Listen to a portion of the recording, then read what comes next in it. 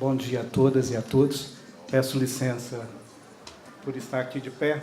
A existência desse fórum é um espaço extremamente importante, porque nos permite, nós, representando as nossas organizações e como indivíduos militantes nesse tema da questão do investimento social privado, refletir sobre as nossas práticas institucionais, e também, coletivamente, a partir desses temas, fazer uma leitura do contexto. Então, a existência desse fórum, ele contribui para a melhor compreensão dos desafios e das potencialidades de que se refere ao campo do investimento social privado. Eu queria destacar 2 pontos. Primeiro, que a gente chama de evento paralelo, e o Aron, meu amigo, e o Alvino me explicaram há muito tempo atrás que as paralelas só se encontram no infinito. E, na verdade, esse nosso encontro ele foi pensado de forma sistêmica, de forma integrada, certamente para permitir que a gente explorasse um conjunto de temas. Tem essa distribuição na medida que também temos encontros simultâneos. E um outro assunto, um outro tema que eu queria fazer uma observação, desculpe, Tony, está aí na relação final da apresentação do evento, que esse evento seria apresentado somente em português. Então, queria corrigir, peço licença, João, em português e mineirês. Então, espero que tenha tradução simultânea para mineirês, me parece não terá, mas qualquer coisa eu me coloco à disposição para fazer a tradução.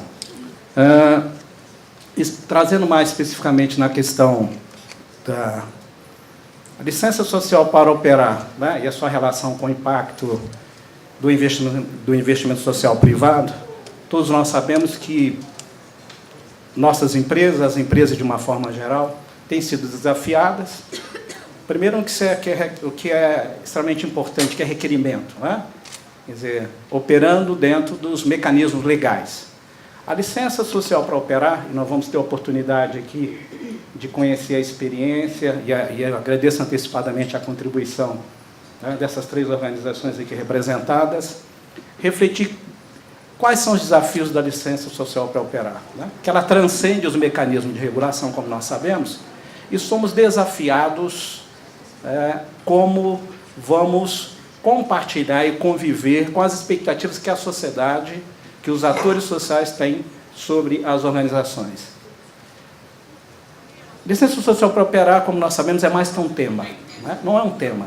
É uma forma como nós organizamos os nossos diálogos junto à sociedade, de forma que eles não sejam assimétricos, que eles não representem relações de disputa de poder, ou pelo menos que a gente esteja ciente disso para mitigar isso, mas que nos possibilite atuar de forma coordenada, articulada, esse é o desafio, na construção de uma agenda pública.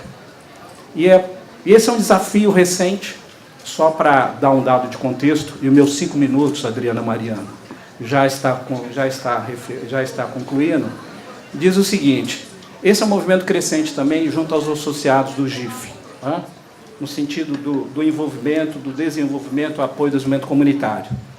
O censo GIF, hoje nós temos aproximadamente 135 a 140 associados do GIF. O penúltimo censo, em 2009, indicava que 45% dos associados estavam envolvidos, comprometidos, desenvolvendo iniciativas para o desenvolvimento comunitário. No último censo, 2011 e 2012, o próximo sairá ano que vem, já apontava um avanço nessa direção. 55% dos associados do GIF estavam envolvidos e realizando estratégia apoiando o desenvolvimento comunitário. E, finalmente, nos últimos 30 segundos que eu tenho, o nosso desafio aqui é, nesse processo de compreensão dos desafios, dos dilemas, e das possibilidades, que a gente vai ter a oportunidade de ter uma visão panorâmica, que o tempo nos permite, para que a gente possa conhecer um pouco das iniciativas aqui representadas. Muito obrigado.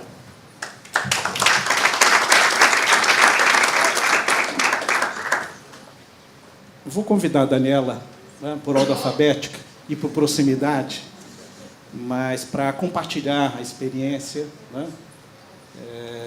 que você tem conduzido. Obrigada. Bom dia, gente. Estou feliz de estar aqui, em especial esse mês, porque esse mês faz 5 anos, está completando 5 anos que eu entrei na companhia, na Coca-Cola, e também tem 5 anos que eu comecei a atuar diretamente no terceiro setor.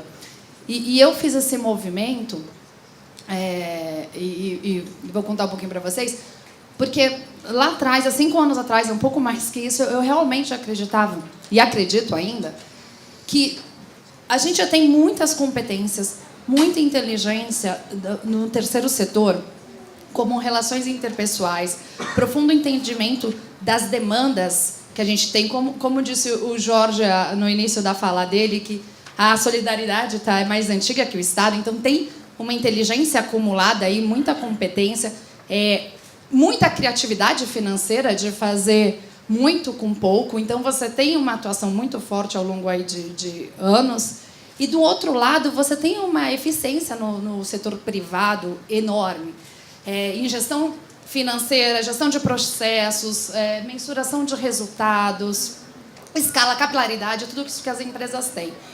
E se a gente unisse os dois mundos, o melhor que tem de cada mundo, realmente a gente tem condição de transformar a nossa sociedade para um futuro bem melhor. Então, foi acreditando nisso que eu entrei na empresa que eu trabalho hoje, que é a Coca-Cola, e, na verdade, no Instituto Coca-Cola, mas, inicialmente, a gente entrou na Coca. Quando eu cheguei na empresa, eu descobri que tinha muita gente lá dentro também com essa visão, e aberto a isso, a gente teve a liberdade de começar a criar e de inventar coisas para unir esses mundos e para aprender um com o outro. Tinha muito aprendizado aí para acontecer.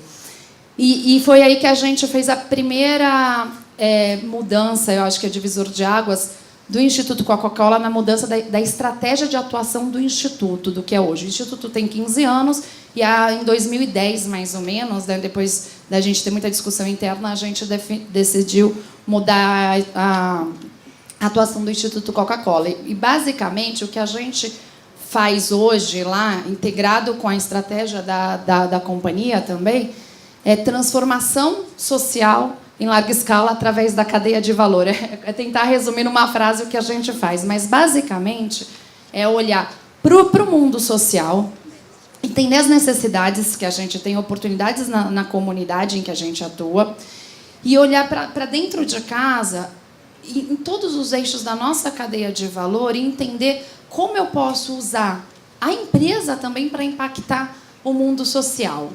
E o Jorge falou uma frase que eu gostei muito agora de manhã: a nossa responsabilidade é do tamanho da nossa atuação.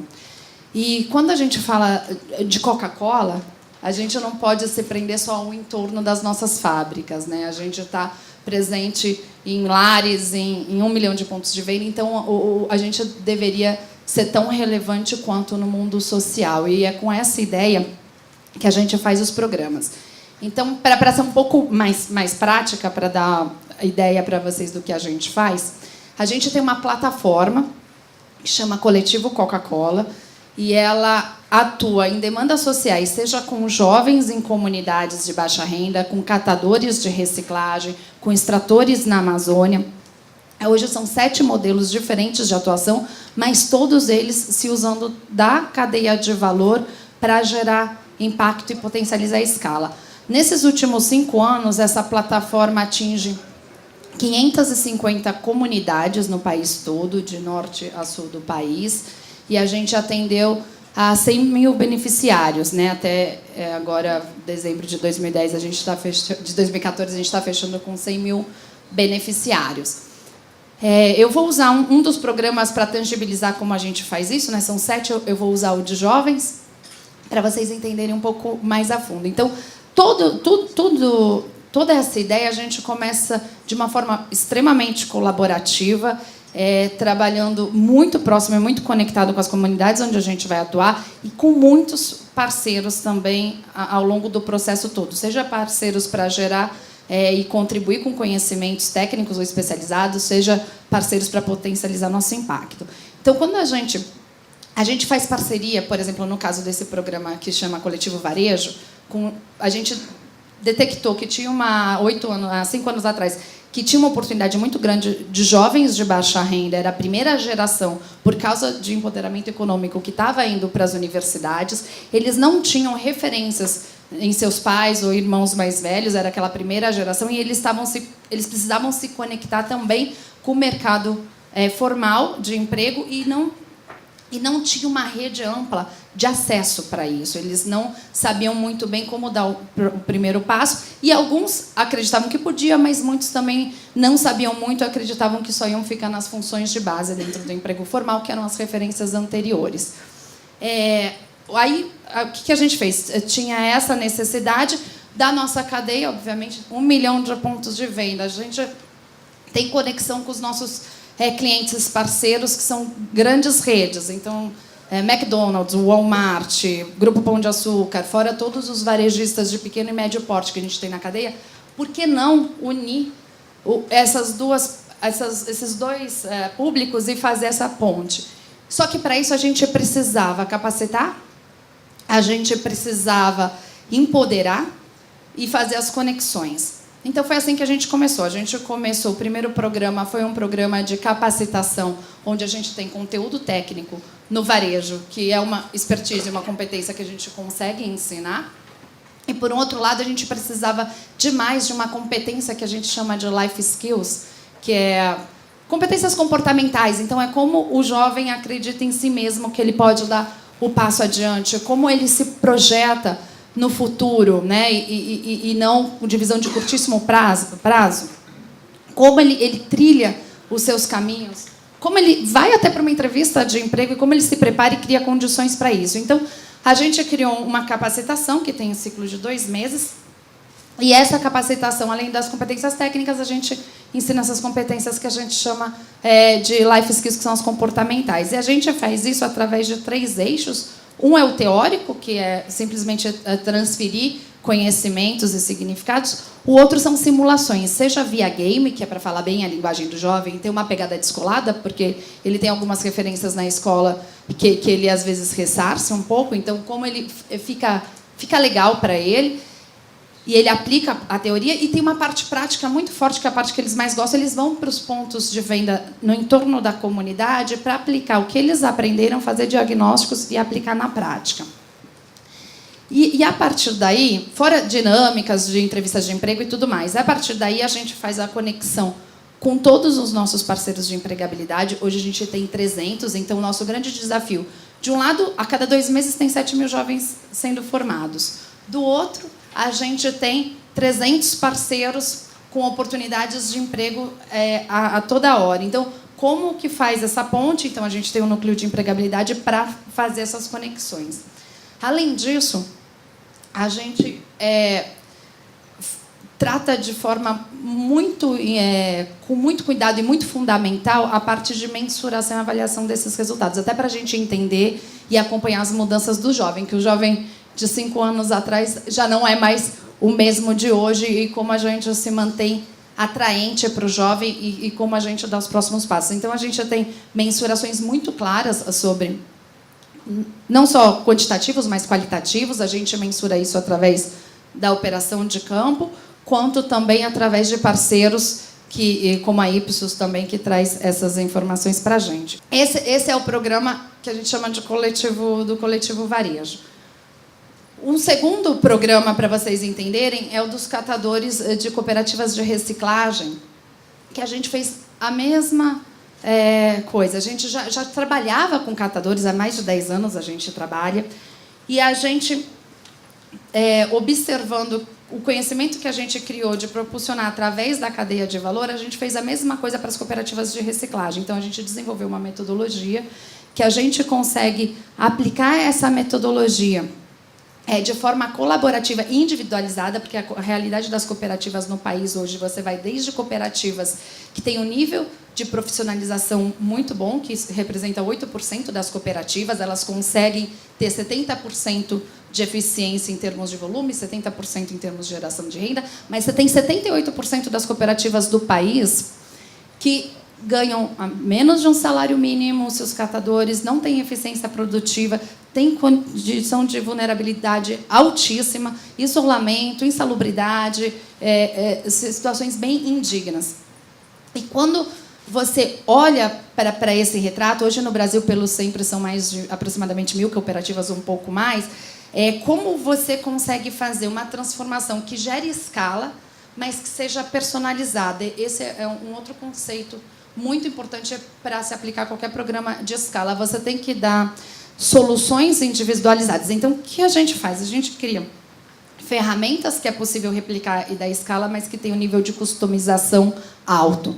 E você pode atuar de forma individualizada. Então, nas cooperativas, a gente faz o diagnóstico, o ciclo, em vez de ser de 2 meses, são de 6 meses, com um plano de ação, metas e recompensas a partir desse diagnóstico. A diferença está em que não é a gente que diz o que é melhor ou pior para a cooperativa e qual é a recompensa. São os catadores. Eles se autoavaliam, a gente media, a gente tem a metodologia para mediar e para fazer o plano de ação, mas a experiência de dizer o que é melhor para aquela cooperativa e qual é o melhor benefício são deles. Então, só assim, de fato, você consegue empoderar as pessoas e não criar uma relação de dependência. Então, isso funciona para todos os programas nossos, que é garantir que, através da geração de renda e da valorização da autoestima, você realmente empodera os indivíduos e torna todo mundo independente e ativo na sua própria vida.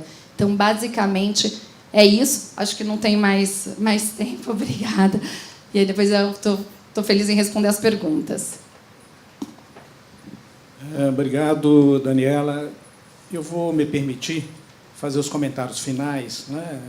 Depois que todas as três apresentaram, porque a gente também tem a oportunidade de verificar quais são os elementos principais que, na verdade, tornam comum e, ao mesmo tempo tornam específica cada experiência. Então, eu convidaria agora a Juliana Lopes, né, para falar da experiência do Instituto André e Lúcia Maggi. Bom dia a todos. Primeiro, queria desculpar a voz. Eu normalmente não tenho essa voz tão sexy, digamos assim. Porque realmente eu peguei uma gripe, mas espero que todo mundo consiga me entender. Bom, primeiro, eu acho que a gente precisa contextualizar o que é a Maggi, né? Para eu depois chegar e contextualizar para vocês como que a gente chegou no processo de desenvolvimento local.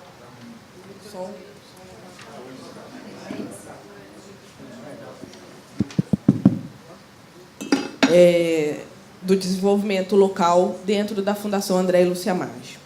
Então, para quem não conhece, a Maggi é uma empresa do agronegócio, situada com a sua matriz em Cuiabá, no Mato Grosso. A Maggi tem mais de 35 anos de atuação. Começou como uma empresa de semente em São Miguel do Iguaçu, no Paraná, e depois se tornou uma produtora de soja e foi, assim, galgando novos espaços dentro de um processo onde incluiu uma trading, trabalhando com produtores de soja, depois a parte de navegação, né, navegação fluvial, todo o transporte de soja através dos rios, principalmente do Rio Amazonas. Temos as PCHs, Pequenas Centrais Hidrelétricas, e temos uma atuação muito focada na comunidade através da Fundação André e Lúcia Maggi há mais de 17 anos. Só que era um pouco diferente do que a gente faz atualmente.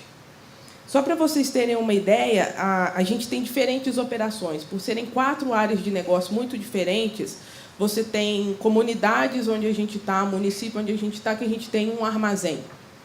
E outros municípios onde a gente tem uma fazenda, e dentro de uma fazenda, 600 funcionários, 3.000 pessoas morando dentro de uma fazenda. Você administra quase que um município dentro de uma fazenda. Dentro da nossa cadeia produtiva, que são os nossos fornecedores de soja, são mais de 3.600 fornecedores de soja e milho, situados na região centro-oeste, principalmente. A gente atua em 43 municípios, desde o pequeno, ao grande município, quando a gente coloca aí no em Cuiabá, comparando em capitais, é uma capital muito pequena. E a gente tem, há mais de 17 anos, uma atuação muito próxima da comunidade. Eu gosto muito de dar o exemplo que a gente fala muito de engajamento de stakeholder, né? E eu acho que a AMAGE faz isso desde que ela nasceu. Só que antes se chamava roda de chimarrão.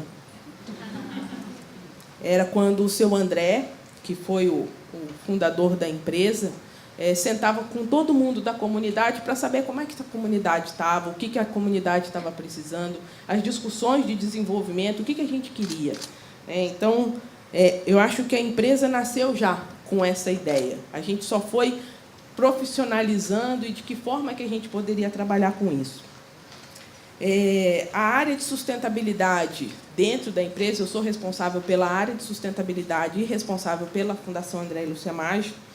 Ela foi criada depois através de uma junção da área ambiental e social, de responsabilidade social, com o objetivo exatamente de vincular como é que a gente poderia trabalhar em conjunto entre a área social e ambiental e com a responsabilidade também da Fundação André e Lúcia Maggi, que era como que tudo isso está vinculado à estratégia de negócio da empresa, mas principalmente como é que a contribuição ao desenvolvimento local é possível. Como é que você enxerga a sua atuação de uma forma responsável e de uma forma transformadora? Ano passado, né, então a gente começou, eu acho que como qualquer fundação familiar, com uma ideia de como que a gente pode ajudar, né?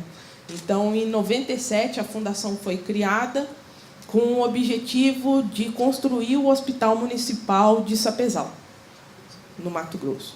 Sapezal era uma cidade que estava começando, então a empresa, naquele momento, estava migrando com uma fazenda para lá, mas não queria ser a única fazenda lá e não queria ser a única empresa no local.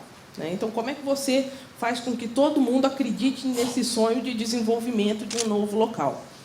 Então, foi criada geração de energia para que a sua cidade tivesse energia, foi construída a delegacia, foi construída a primeira escola, foi construída todas as estruturas iniciais de uma cidade. E aí o objetivo era, bom, eu não consigo, isso no pensamento do seu André, trazer gente para cá sem cuidar da saúde dessas pessoas. Então, foi feito todo um trabalho e começou aí a ideia, vamos construir um hospital, onde até hoje é o principal hospital da cidade, e atende a todo o município e as regiões vizinhas. Depois disso, construímos o hospital, a fundação meio que deu uma parada, né, do tipo, tá, a gente construiu, atingiu o nosso objetivo, e agora o que a gente vai fazer? E aí veio, depois de 2 anos, aquela ideia, bom, vamos fazer alguma coisa, a gente quer fazer alguma coisa, como que a gente vai fazer? Então, vieram várias ideias, e no início era como é que a gente vai atuar junto à comunidade, e vinham os sonhos, né? A gente trabalhava com soja, então vamos fazer uma usina de bebida de soja para fornecer a bebida de soja para a comunidade, porque eram comunidades que precisavam de um alimento, alguma complementação alimentar. Só que a gente chegou num momento, depois de várias atuações, onde em 2012 a gente já sentiu, a gente precisa fazer diferente. A gente já tem uma atuação muito boa na comunidade, mas como é que a gente pode trazer a fundação para esse eixo de atuação? Então, a gente começou a desenvolver o plano da fundação e, em 2013, a gente chegou no plano estratégico da fundação. Qual seria o nosso objetivo? E a gente queria muito que essa ligação fosse muito próxima ao que a empresa acreditava e, principalmente, ao que a família acreditava. Então, a gente passou por entrevistas com todos os membros da família, a gente passou por entrevistas e conversas com colaboradores, aqueles mais antigos de casa, a gente passou por conversas com a comunidade, e a gente chegou, no final de 2013, com um plano do que a gente tinha. E foi muito interessante que o juntar desse plano veio também com uma homenagem, porque a fundação antes ela se chamava Fundação André Maggi. E A AMAGE, né, fundada pelo seu André, ela não foi criada sozinha, teve a família toda, e principalmente a dona Lúcia, né, que foi quem segurou as pontas em todos os momentos, né? Na hora de vontade de desistir, ela que estava lá, não, agora a gente vai em frente.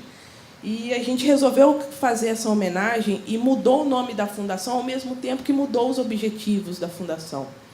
E a gente descobriu que a nossa missão era contribuir para o desenvolvimento local e humano. Era isso, né? Como é que a gente chega numa comunidade? A gente não constrói nada dentro da comunidade, a gente constrói com a comunidade. Ou a gente faz com que a comunidade discuta as suas possibilidades, discuta os seus desejos, os seus problemas, os seus anseios, e que a gente construa junto essa parceria. E a visão que a gente chegou na hora da construção é que, se a gente chegar no final e transformar as pessoas e a comunidade em busca do desenvolvimento sustentável, em busca do desenvolvimento local, a gente atingiu o nosso objetivo. A gente tem feito vários processos junto às comunidades e é muito difícil. Quando a gente está assim... Eu sou do Rio, apesar do sotaque não parecer. Vou fazer 9 anos no Mato Grosso. Eu posso dizer para vocês que foi um dos maiores desafios da minha vida. Primeiro, porque eu nunca tinha visto um pé de soja na vida antes de fazer entrevista para a empresa. E... quando eu estava descido no aeroporto de Cuiabá e fui pegar o carro, né, até a matriz, que na época era Rondonópolis, 200 e tantos quilômetros de distância, e aí é que eu vi o que era um pé de soja, né? Falei, gente, mas para que tanta soja? Por que precisa desse tanto de soja? Porque eu não tinha a mínima ideia de qual era o tamanho, né, da necessidade e a importância da soja para o mundo. É a proteína mais barata, é o que está em todos os nossos alimentos. E fui para a entrevista e a primeira coisa que eu pensei, falei, e agora? Estou aqui, carioca, achando que o que eu desenvolvia na favela, né, trabalhava com comunidades, na favela no Rio, como é que eu aplico isso no Mato Grosso? Né? Não sei nem explicar para o cara, que ele vai me perguntar o que eu vou fazer. E a minha resposta foi muito honesta, do tipo, você me dá 6 meses para eu conhecer a sua empresa, depois a gente vê o que a gente faz. Né? E eu achei que eles não iam me contratar, e eu acho que eles foram malucos o suficiente para... E eu descobri muita coisa com os colaboradores. Né? Eu fui, na época, 9 anos atrás, eram 1.200 colaboradores. A gente fez uma pesquisa com todos eles para entender como é que era a atuação que a gente deveria ter na comunidade. Atualmente são 4.400, em menos de 8 anos. Né? É um mundo. Eu já não conheço mais todo mundo pelo nome. Antes eu conhecia todo mundo pelo nome.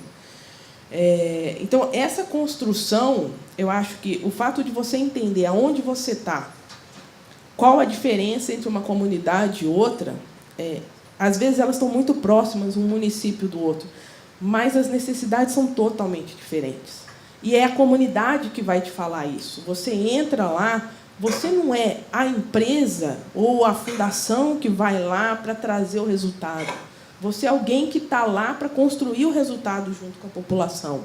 E aí as demandas são as mais variadas. Então, a gente trabalhou muito com a ideia do desenvolvimento local, porque não dava para você dizer assim, vou trabalhar com a educação. Em alguns municípios, precisa de desenvolvimento de saúde, conhecimento de gestão de saúde. Outros municípios que vieram demandas de portadores, né, pessoas com deficiência, e a gente viu, gente, mas por que esse tema aparece tanto? Porque o município tem um alto percentual de portadores. E é só o funcionário que está naquele dia a dia que tem esse feeling de passar para a gente.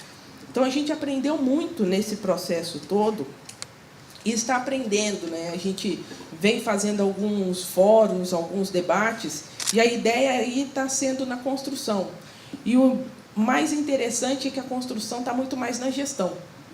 A gestão participativa, a gestão da construção do que a gente quer para o município. E as pessoas ficam na dúvida ainda, mas eu vou apresentar algum projeto? Calma, vamos discutir. O que realmente precisa? E isso só foi possível porque a gente veio num caminhar com as instituições. Quando a gente começou na fundação, há 8 anos atrás, o primeiro projeto que eu recebi foi escrito num papel de pão. E, cara, era fantástica a ideia. Era fantástico. Falei, eu tenho que apoiar esse projeto. Mas eu não tinha a mínima ideia de como é que a gente ia fazer aquilo. E a gente foi construir junto. Vamos descobrir como é que vai fazer. 4 anos depois, essa instituição estava fazendo um trabalho de geração de renda com a comunidade, e estava em parceria com uma outra instituição que a gente tinha apoiado, desenvolvendo um site para venda de biojoias. Falei, cara, de um papel de pão para 4 anos depois, uma mudança dessa, é o que faz a diferença. Só que isso só foi possível porque a gente estava junto, e não porque a gente queria ditar as regras. Eu não sei quanto tempo eu tenho ainda, 2 minutos. Bom, só para terminar, eu acho que um dos pontos que a gente fala de licença social para operar, eu acho que esse é o tema. A gente fala muito de licença social para operar antes da gente começar um empreendimento, né? A gente fala, antes da gente chegar na comunidade, a gente tem que entender, a gente tem que estar... É muito importante, sim, mas a licença social para operar, ela se dá diariamente. Não tem como, eu gostei muito do que o Jorge falou, se um stakeholder seu não está satisfeito, ele te puxa, você não consegue avançar com nada. E se o dia a dia seu com a comunidade não é transparente, não é bem trabalhado, não adianta você achar que vai conseguir fazer as coisas facilmente. Então, não é só você conhecer a comunidade antes de entrar, mas o pertencimento à comunidade. A gente usa muito essa palavra lá, dentro da equipe técnica e tudo, porque quem está no dia a dia lá são os nossos gerentes, os nossos supervisores, os nossos funcionários.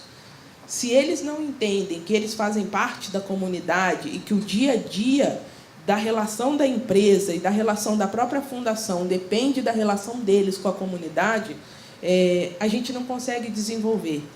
Então, meu último recadinho aqui é realmente, quando a gente pensar em licença social, eu sei que tem toda a ideia de que vamos fazer um diagnóstico e tudo, mas não esquece da relação do dia a dia, porque é aí que está a nossa licença realmente.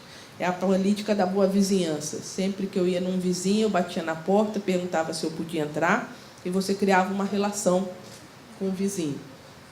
Para uma empresa, funciona da mesma forma.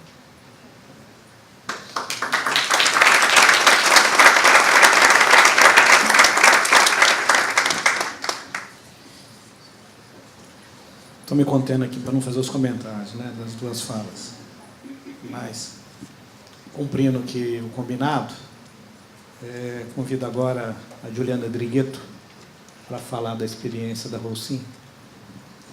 Bom dia a todos os presentes, aos integrantes da mesa também. Bom, a gente começou com bem de consumo, Coca-Cola, fomos para a soja, agora a gente vai para o cimento. Que eu acho que dá um panorama interessante, né, para essa discussão também de licença de operação.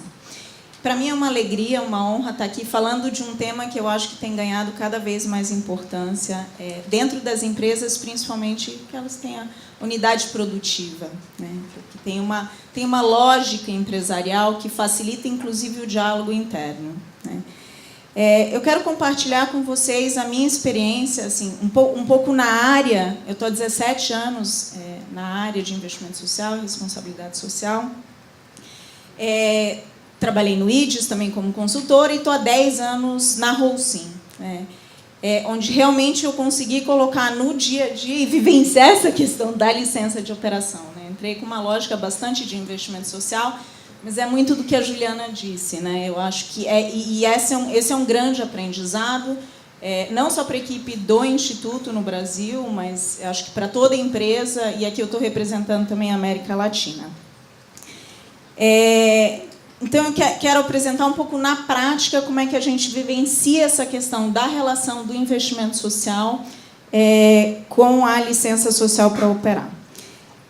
Só um pouco para dar o contexto também, que eu acho que é bastante importante a gente entender o contexto das empresas para ver qual é a relação com o negócio, né? A Holcim ela é líder na produção de cimento, concreto e brita, que é a pedra para construção, né? Ela tem, então, uma parte que é a mineração, né, que é a extração desse calcário, e a produção de cimento. Então, na verdade, só existem fábricas de cimento onde a gente tem o calcário, né, que é um recurso não renovável, muito próximo. E, geralmente, essas cidades, como a Juliana também falou, você viaja 3, 4 horas para chegar. São cidades pequenas, são cidades médias. E a empresa ela tem uma lógica de estar naquele local numa visão de bastante longo prazo. Então, você está fazendo um investimento de R$1 bilhão para ficar 100 anos, 200 anos. Então, essa questão da licença, no longo prazo, ela é fundamental, né? A visão do negócio ela é de muito longo prazo. Então, não dá fechar uma fábrica de cimento, ela não é uma decisão fácil, né? E requer muito essa questão do planejamento.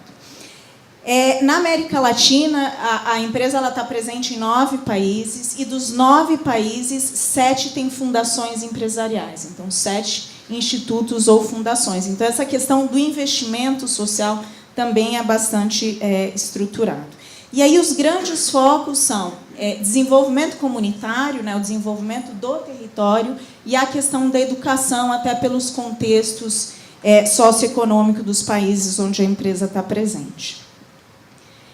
Então, acho que essa questão, eu acredito muito que essa questão de ser socialmente e ambientalmente responsável, de fato, ela tem que ser uma forma da empresa conduzir os negócios. Ela tem que ser vivenciada na prática, ela tem que ser demonstrada e ser percebida pelos stakeholders, né? Na sociedade em geral, mas também nas comunidades onde a empresa está presente. A Holcim, ela começou a trabalhar com esse conceito de licença social para operar em 2005. Isso mundialmente no lançamento da política de responsabilidade social. E eu lembro que, na época, a empresa sofreu algumas críticas por abertamente estar falando desse conceito de licença social para operar, né? Mas eu acho que foi um pouco uma trajetória da empresa, né? Na América Latina, a gente acabou criando vários institutos e fundações muito focados na questão do investimento social, mas para tratar, às vezes, de questões de saúde, de questões de educação, foi migrando para a questão do desenvolvimento comunitário, se juntando mais à lógica de negócio, e passa por uma segunda fase, que é a questão da gestão dos riscos na cadeia de valor. Então, olhar fornecedores, olhar a questão dos clientes, na questão da comunidade, olhar a licença de operação. E agora, acho que entra, e eu queria resgatar isso mais para o final, numa terceira fase, de como é que você olha a cadeia, as demandas sociais, e como é que isso pode ser uma oportunidade de negócio também para a empresa, que é um pouco o que a Daniela trouxe para a gente. Acho que o que o Paulo e a Juliana trouxeram muito essa questão da licença social como aceitação, né, e respeito pelas operações da empresa. E isso, a questão da licença social, ela não é baseada em dados, né, ela é baseada nas percepções dos stakeholders, na vivência, nas crenças, nas opiniões, e se a gente está falando em comunidade, que essa comunidade onde a gente está presente tem com relação à empresa. Então, é uma relação muito dinâmica. A licença social, ela é construída e ela tem que ser mantida ao longo do tempo. E são vários estágios, né? Então, tem o primeiro, que é a empresa ser legitimada por essa sociedade, um empreendimento também. E quando a gente fala depois da questão da construção de um projeto comum, uma visão coletiva, é no nível mais alto. Mas quando você tem essa questão básica já atendida. E aí a gente sofreu, como empresa, na prática, alguns casos. Nós tivemos um caso no México, onde uma operação não foi de cimento, mas, por uma percepção da comunidade, a gente teve operações fechadas por 2 anos, porque a comunidade atribuía um acidente num rio, na comunidade, à operação da empresa. E a empresa tinha toda a licença social, alvarás, tudo. Estava tranquilo, mas a comunidade não aceitava mais a operação da empresa. Então, esse foi um caso extremo, mas que foi de muita utilidade e aprendizado para a empresa, porque aí a lógica da licença social ela foi sentida na prática. E aí o discurso internamente também mudou, e o envolvimento de várias pessoas dentro da empresa também mudou. E os executivos, inclusive, quem estavam à frente da operação, foram forçados, porque entenderam que sim, era função deles, além de produzir cimento, além de estar tocando o seu negócio, também se relacionar com a comunidade, que não era só uma função do instituto ou da fundação. Então, acho que aqui um aprendizado para a gente é essa questão de como estar articulando o investimento social com outras formas de relacionamento e diálogo. Então, a roda do chimarrão, né? E é isso, é fazer esse diálogo constante com a comunidade, entender os seus anseios, entender as suas necessidades e verificar aonde isso casa com os interesses e anseios da empresa naquela localidade também, e sendo parte de um grupo global dos temas e interesses da empresa também globalmente. E aí acho que essa questão da licença social como investimento social tem que ter uma visão de bastante longo prazo, né? Então, quer dizer, doar de cimento, que seria o mais, imagina quantos, né? A gente teve que fazer um longo caminho para conseguir mudar uma mentalidade interna também, que doar cimento não é conseguir a licença social para operar, porque, na verdade, isso já está só gerando mais dependência. Então, foi realmente uma caminhada, eu digo, até de uma década, para a gente chegar nesse entendimento. Então, tem que ser uma visão de bastante longo prazo. E aí é que entra a questão do investimento social também contribuindo para a licença social. E aí alguns exemplos que eu queria dar de como que a gente fez isso, como é que faz isso na empresa, não só no Brasil, mas nos outros países. A empresa criou, a partir desse problema no México, já tinha uma diretriz de fazer planos de engajamento com a comunidade. Mas isso era uma recomendação, e depois desse incidente, realmente, cada operação do grupo precisa definir seus stakeholders, levantar quais são os impactos da operação, o que está fazendo para potencializar os positivos, minimizar os negativos, quais são as formas de relacionamento com essa comunidade. E aí, o papel dos institutos, fundações, muitas vezes é facilitar esse processo, mas quem está à frente é o gerente da fábrica, e envolvendo gerentes de mineração, produção, suprimentos, logística, quer dizer, a empresa toda representada tem que estar pensando. Comitês com a comunidade, então, também abrir fóruns constantes e permanentes de diálogo com essa comunidade, isso é uma prática. Alguns países criaram comitês de ações participativas também para, junto com essa comunidade, pensar em projetos de investimento social, além da discussão. Portas abertas, os funcionários nessas comunidades menores são parte da comunidade, eles são a comunidade. Então, também trazer e convidar pessoas, funcionários, suas famílias, para conhecerem a operação. Porque, muitas vezes, há um desconhecimento das operações, então, buscar essa questão da transparência. E aí eu digo que acho que duas palavras são fundamentais, né? A consistência e a constância, né? A gente realmente ser consistente entre a fala e a prática no dia a dia, né? Entender que uma falha de produção na operação, ela causa um impacto, sim, numa comunidade, que é legítimo que eles também se aproximem da empresa e falem, né? E aí eu queria só contar um caso, para ser bastante prático, do Brasil, né, que eu acompanhei ao longo desses 10 anos também. Em 2003, uma das fábricas da Holcim no Brasil quase fechou as portas, porque ela estava perdendo essa licença social para operar. O relacionamento com a comunidade estava muito ruim. Assim, durante 40 anos, a empresa sempre doou cimento, tinha uma relação bastante assistencialista. E aí foi uma decisão, e teve uma liderança muito forte do presidente, na época, de falar: vamos mudar totalmente essa forma de relacionamento com a comunidade.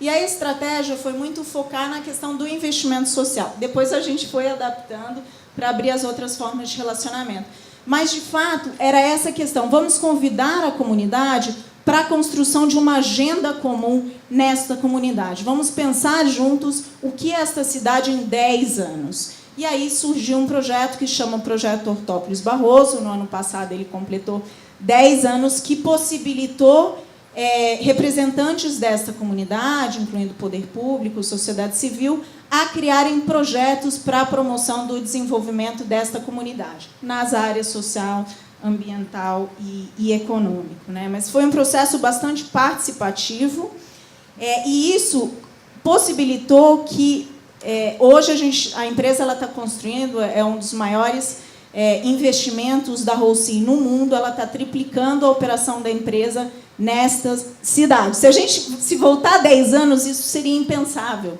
porque a empresa ela não tinha essa licença social. Então, acho que esse é um exemplo prático que o investimento social apoiou. Ele teve que ser muito complementado, também com estudos de percepções, com muito maior relacionamento com a comunidade. Mas eu realmente acredito, e vivendo essa experiência mais regional, de onde nós temos formas de relacionamento e diálogo constante com a comunidade, e um investimento social estruturado, estratégico e focado, o relacionamento é muito melhor, e a gente consegue trabalhar no dia a dia a questão da licença de operação.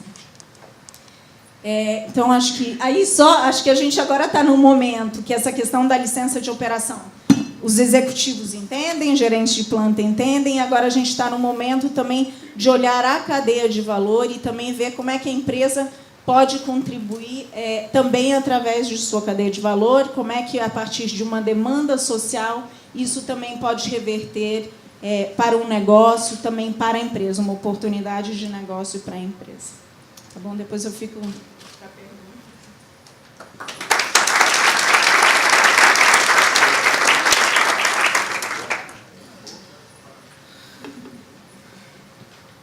Pretendo fazer rapidamente algumas considerações, certamente cada um de nós aqui apontando pontos que batem mais especificamente a partir da experiência, da trajetória de questões que a gente traz. Novamente, obrigado por compartilharem, né? Sempre exercício de síntese muito difícil, né? Em 15, 20 minutos, sobre o relato da trajetória dessas 3 organizações. Acho que um primeiro ponto que fica claro para mim primeiro, que as trajetórias das pessoas e das organizações são singulares, né?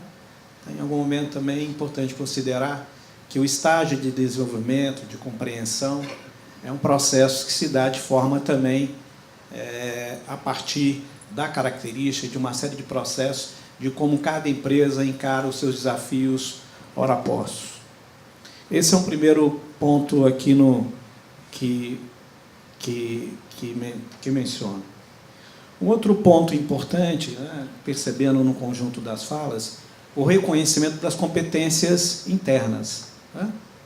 Quer seja na perspectiva das habilidades, quer seja na perspectiva da compreensão do conjunto do público interno, e isso realmente, a compreensão e reconhecimento. O que eu posso aportar? E, na medida também, quais são as habilidades que eu não possuo, as informações que eu não possuo, são fundamentais para estabelecer esse diálogo. E um outro ponto 3 palavras são importantes: diálogo, diálogo, diálogo, né? Diálogo com o público interno, diálogo com todos os atores da cadeia produtiva, da cadeia de valor, enxergando e verificando oportunidades e desafios, e o diálogo com a comunidade, com a sociedade local, com os atores da sociedade local, com as organizações que estão naquele contexto, né? Em determinado momento, a gente pode perceber que há uma preeminência de uma ou outra diálogo que deve anteceder, mas, em alguns momentos, eles acontecem simultaneamente, eles se nutrem, né, nesses processos. Importante olhar para a comunidade e reconhecer os seus ativos, senão a gente corre o risco de sempre olhar para a comunidade e ver suas carências. Então, como é que... E aí corremos risco de ser pretensioso, não é o caso das 3 organizações aqui, e aí eu falo a partir do desafio do Instituto CIA, de a gente olhar a comunidade só no desafio das suas demandas, mas em que medida, e aqui posto nos exemplos, a gente reconhece quais são os ativos dessa comunidade local.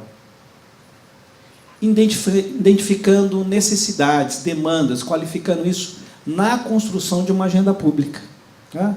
Não uma agenda de um projeto específico, que é importante, não é isso, mas se a gente está falando sobre processo de mudança, de transformação de uma comunidade, é importante nesse exercício em que a empresa é um desses atores, não é o principal, a conjugação de esforços é fundamental, é como nos colocamos nesse processo. E aqui também foi colocado, foi destacado, numa conversa de diferentes e de iguais, na simetria das relações, também esse é um desafio. Prestação de contas mútuas é fundamental para a transparência. Não se obtém legitimidade, não se obtém, né, condições de avançar na medida que a gente não esteja disponível para essa prestação de conta, né, entre nós, atores, estamos ali atuando. A licença social de operar, né, que vem ganhando relevância, né, e é um processo de compreensão, ela não está a serviço da mitigação dos impactos da empresa. Né? Claro que é preciso ser considerado, mas a abrangência e a abordagem e a compreensão, o adensamento desse conceito nos leva àquilo que vai além. Né? Certamente, cada empresa, toda empresa, precisa estar atenta e ter uma conjugação de iniciativas nesse sentido. Mas o desafio na compreensão da amplificação desse conceito significa o que nós cooperamos por uma agenda que se coloca como uma agenda pública.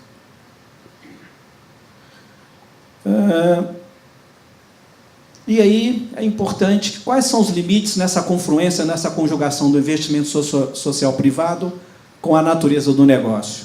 Tá? Essa convergência é necessária, é importante, é um movimento crescente, mas tem uma fronteira. Né? Quais são essas possibilidades? Já que um instituto em fundação surgem e se orientam para a causa de interesse público. Novamente, isso não quer dizer a importância do alinhamento com a estratégia corporativa. É vital, é necessário. Mas uma fundação ou um instituto está a serviço de uma causa maior. E, por último, mas não menos importante, consistência, continuidade e visão de longo prazo. 5, 10, 15, 20. Quando nós falamos processo de transformação, não dá para pensar menos de uma década. Talvez mais que de uma década. Certamente mais que uma década. Então, requer, na medida que as organizações, e aqui a gente tem esse exemplo dessas 3 organizações, se colocam nessa visão de longo prazo. Acabei o meu tempo, né, Tony? Então, Tony me deu uma dica aqui. Brincando, Tony. A gente queria agora ter a oportunidade também de ouvir. Aqui nós temos 2 possibilidades que o Tony nos apontou. Tem um microfone aqui. Eu gostaria... Aqui, ó, ao lado, aqui tem esse microfone aqui mais à frente. Ou uma pergunta escrita à vontade. Por gentileza, poderia identificar Alô? o nome, Tá. a instituição. Alô? Sim. André Balesteiros, Fundação Amazonas Sustentável. A minha pergunta vai para a Daniela, e aí eu gostaria de promover um pequeno debate com as 2 Julianas. Daniela, nós somos parceiros na estratégia do coletivo, né, no coletivo Florestas, e toda essa estratégia da Coca-Cola está baseada no conceito de valor compartilhado. Então, eu queria que você falasse rapidamente desse processo de desenvolvimento territorial. E aí, a pergunta para as Julianas seria: qual é a diferença entre valor compartilhado e investimento social privado? É apenas um conceito, o mesmo conceito que é chamado de formas diferentes? Ou existe uma abordagem diferente de cada um deles? E como vocês enxergam, se existe uma abordagem diferente, o valor compartilhado nas empresas de vocês? Obrigada, André. Vocês ficaram com a pergunta mais polêmica. O André trouxe um ponto muito bacana, que eu acho que daria 1 hora aqui de conversa para a gente, que é da estratégia de atuação territorial. Então, vou explicar um pouquinho o que é e para onde a gente está olhando. Então, ao longo aí dos 5 anos, a gente veio aprendendo a cada vez mais, assim, a gente já tinha isso desde o início, mas só foi reforçando que a gente não consegue fazer nada sozinho de fato, e que as necessidades sociais são, às vezes, muito maior do que a atuação de uma ou de outra empresa. Que as potencialidades nas comunidades também estão lá para contribuir, para ajudar na solução. Então, eu vou dar uma palhinha do que é a atuação territorial para poder responder a pergunta do André, mas se você quiser completar também. Então, basicamente, a atuação territorial é quando a gente mapeia, define um território, seja ele uma comunidade, um pool de comunidades, uma cidade, uma região. A Amazônia, como é o caso, é a primeira atuação territorial nossa na Amazônia. E a gente mapeia de forma integrada com... Hoje, a nossa atuação na Amazônia são 16 parceiros desde o início, que a gente mapeou conjuntamente quais são as demandas sociais em todos os níveis, desde de saneamento básico, escolaridade, geração de renda, empoderamento econômico, direitos humanos, todos eles, e em conjunto com essas 16 entidades que são representadas por mais de 100 pessoas envolvidas desde o momento zero que a gente começou a ter essa ideia, e de como, a partir do momento dessas necessidades, como pode ser a forma integrada da atuação de cada uma dessas entidades, empresas, órgãos e governo. E aí a gente está no processo, tem o quê? Um ano, não é? Um ano e pouquinho que a gente começou, né? Mais ou menos. Então, ainda é inicial, né? Considerando uma visão de longo prazo, a gente está engatinhando nisso, mas a gente já está tendo alguns resultados de como isso se dá e conseguindo entender como que é o empoderamento a partir da própria comunidade. Então, eu vou dar um exemplo entre a aliança privada. A gente fez uma parceria. O nosso custo, por exemplo, na Amazônia, a gente atua para a extração do açaí. Eu não cheguei a explicar isso para vocês, que é um ingrediente do suco Del Valle nosso. É um sabor, e a gente atua com a população extrativista, com comunidades extrativistas, para manter a floresta em pé, manejo da floresta.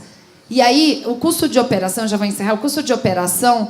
60% vai em gasolina do barco, que a gente às vezes está atuando em comunidades que são 21 dias de distância de Manaus. E aí a gente também, em parceria com a Natura, e tem Banco do Brasil, tem um monte de gente nessa parceria. Em parceria com a Natura, eles também precisavam não da polpa, mas da semente para fazer os produtos deles. Então, por que não dividir essa operação de forma integrada? Então, essa é uma forma, é um exemplo de atuação territorial. É bem maior e bem mais amplo do que somente esse exemplo, mas para tangibilizar o que seria isso. Então, responde. Bom, bastante interessante a pergunta. Faz uns 3 anos que a empresa globalmente está discutindo isso, no Comitê de Desenvolvimento Sustentável. Eu tenho a honra de participar desse comitê mundialmente, que estava discutindo qual pode ser o papel da empresa na contribuição ao desenvolvimento sustentável para 2030. E aí, nas áreas de meio ambiente, nas áreas social, e aí, específico para a área social, né, para o que a gente está chamando de comunidades, a gente veio com essa questão do investimento social. Então, como é que a gente continua com o investimento social que é realizado, né, que se a gente for pegar muito a Ásia, América Latina, é o papel das fundações, mas como é que a gente dá muito mais escala, né, a nossa contribuição à sociedade, incluindo a base da pirâmide na nossa cadeia de valor. E aí que entra o conceito do valor compartilhado, por isso que eu acho que a gente está, que eu falei, né, a gente está neste movimento agora, e aí que para o Grupo Holcim a gente está chamando de negócios inclusivos, né? E que a gente fez alguns cálculos e realmente viu, se a gente quer conseguir uma contribuição muito maior, né, e atingir até 2030 100 milhões de pessoas, né, melhorar a qualidade de vida de 100 milhões de pessoas, realmente a gente tem que ir por este caminho, né? Como é que a gente inclui a base da pirâmide como fornecedores, como consumidores no nosso negócio? Esse é um movimento e é uma reflexão muito nova, né? E aí o Instituto, no Brasil, começou essa reflexão também faz mais ou menos 1 ano e meio, e na sua nova estratégia já traz a questão dos negócios, o tema dos negócios inclusivos, como um tema bastante forte, né? O tema de, inclusive, apoiar a empresa na reflexão desse tema e apoiar áreas de negócio. Então, é claro que o investimento social é papel do Instituto, da Fundação, e o valor compartilhado, o negócio inclusivo, isto é um negócio para a empresa também, né, que traz uma contribuição à sociedade. mas que a reflexão que a gente está fazendo é que é importante que isso seja liderado, este tema, pelas áreas de negócio. Né? E aí o papel das fundações ou da área de responsabilidade social é apoiar com essa expertise de proximidade com a sociedade, de entender as demandas da sociedade, de entender quais são os problemas sociais e como é que a empresa pode contribuir com isso. Né? Acabei de voltar de uma experiência da Índia, que foi muito marcante para mim, que foi um pouco ver isso na prática, como é que a empresa está fazendo. E lá eles têm uma fundação que já tem 25 anos de atuação. Né? E tem um programa de saneamento muito bom, onde as pessoas, inclusive, pagam por uma tecnologia mais barata de acesso ao saneamento nas suas casas. Isso é o papel da fundação. E o repensar disso para o negócio agora, eles estão criando... Foi a partir de uma demanda da sociedade, onde 50% da população da Índia não tem acesso ao saneamento básico. Então, pensar isso como uma estratégia de negócio também para a empresa, e a fundação faz parte deste comitê, mas que isso é um negócio para a empresa, mas cuja escala vai possibilitar um acesso muito maior ao saneamento em todo o país. Então, acho que a gente está... É bastante interessante a pergunta e eu acho que vem nesse momento nosso de reflexão. Bom, eu concordo muito com o que a Juliana colocou. Eu acredito que o grande ponto quando você discute valor compartilhado é o como você quer crescer. Como que a empresa pretende trabalhar e gerar os seus recursos e obter os seus recursos. Primeiro que no investimento social privado você não constrói nada sozinho. E uma empresa ela tem toda uma estrutura necessária, todo um processo de reconhecimento dos seus impactos, dos riscos, dos seus processos. Se ela não consegue trabalhar isso de uma forma que todo mundo ganha, né, você não consegue desenvolver o seu negócio por muito mais tempo. Né?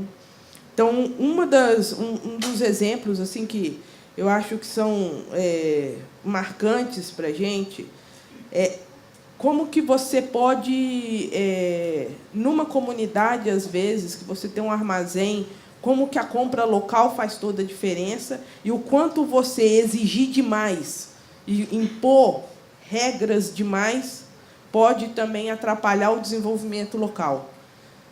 A gente está em municípios, né? É impressionante, mas sim, há 5 anos atrás tinha alguns municípios que a gente ia, tinha que fazer a prestação de conta de viagem, né? E aí o pessoal da área fiscal quase matava a gente. Não tem uma nota fiscal, um cupom fiscal, não, rapaz, tem um recibo aqui.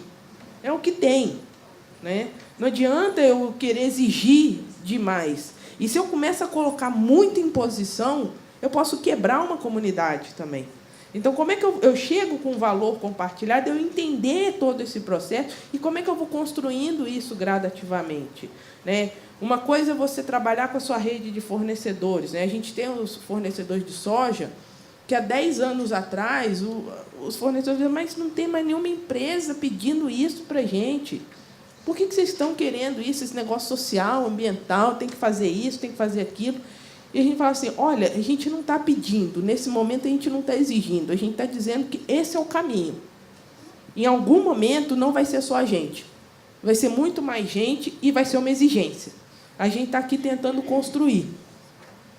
Hoje a gente já tem uma outra dimensão de como eles atuam, como que eles se veem no processo da comunidade. E a gente tem um exemplo muito engraçado que a gente trabalha com uma certificação, que é a Mesa Redonda da Soja Responsável. Foi criada essa certificação com todos os produtores de soja para entender a produção de soja responsável no mundo. E o Brasil tem um caso inédito, né? Se a gente for trabalhar primeiro, você pega a Índia, o produtor de soja da Índia tem 1 hectare. Eu não consigo imaginar uma produção de 1 hectare. Né? Porque o cara que tem a menor produção, ele tem no mínimo 100 hectares. Aí você fala assim, como é que se produz? E você tem que colocar quais são os limites e a forma de atuação. E dentro da mesa redonda, você tem os critérios que são essenciais, que é a legislação, e você tem os critérios de comunidade. Como que você atua na comunidade, os produtores? Impressionante. A gente sabe que a nossa legislação é muito complicada, né? A ambiental, principalmente, para a produção agrícola e tudo, ela é difícil de entender, ela muda constantemente. E aí o pessoal da certificadora, pela primeira vez, falou assim, olha, nós estamos com uma dificuldade aqui, porque o percentual de atendimento à legislação está dentro do parâmetro base. Assim, ó, o cara está ali, mas ele precisa desenvolver. Só que a gente está se deparando com uma coisa, todos eles trabalham com a comunidade, todos os produtores trabalham, a gente tem 98% dos produtores trabalhando com a comunidade. Quando você se enxerga parte do local, você começa a trabalhar essa ideia de valor compartilhado, não só através de investimento social, mas o valor que você gera na sua relação. Obrigado. Eu queria combinar o seguinte, eu tenho perguntas que estão vindo também, né, da plateia que foram escritas e também pessoas que podem usar o microfone. A gente vai alternar e eu queria também propor, até para a gente ter a possibilidade de explorar, quer dizer, compartilhar outras perguntas, que uma de vocês se habilitem, né, na hora que eu... e aí vão se alternando para que a gente possa contemplar um maior número de perguntas. Eu tenho uma pergunta que quero compartilhar aqui do Fábio, do Instituto Democracia e Sustentabilidade. A pergunta é o seguinte, eu vou começar da pergunta. O que acham disto? E disto o que é? O Fábio, né, compartilha aqui uma afirmação e que ele coloca o seguinte, e aí é sobre o que acham disto. O conceito de licença para operar parece sugerir uma postura reativa da empresa, até fazendo um paralelo com licenças ambientais, onde deve-se cumprir requisitos para ser legitimado a existir como negócio. Parece, portanto, não capturar a complexidade do desenvolvimento e a proatividade do setor privado na identificação de seu papel nesse contexto. Fábio faz essa afirmação e o tempo está esgotado, mas eu gostaria, até em respeito ao Fábio, e eu gostaria também da compreensão de vocês, algumas de vocês poderiam, né, numa breve fala, responder essa questão que o Fábio nos coloca. Fábio, eu concordo plenamente com você de que dá uma característica reativa para a empresa.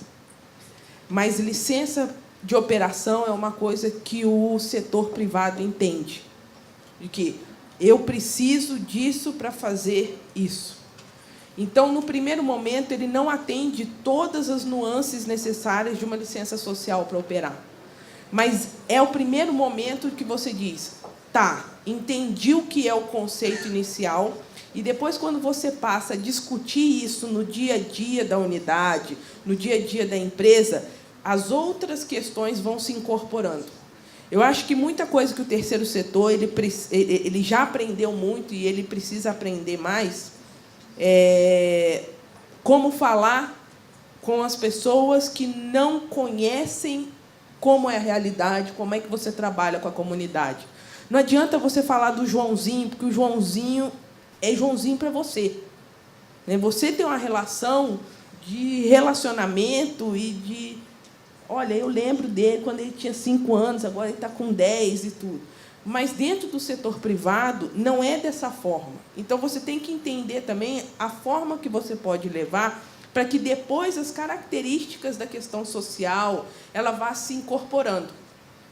Não adianta você chegar com uma ideia, eu vou falar do jeito revolucionário, e depois eles vão entender como é que eu mudo para o setor privado. Não.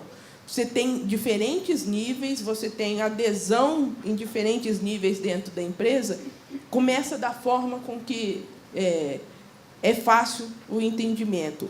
Mas, quando a pessoa começa a entender, ela passa a incorporar os sentimentos e as questões sociais atreladas a isso. E, quando ela se vê, principalmente, pertencendo ao local, muda, assim, o conceito rapidamente. Novamente, eu queria agradecer a contribuição de vocês três, Daniela, Juliana Lopes, Juliana Andrigueto,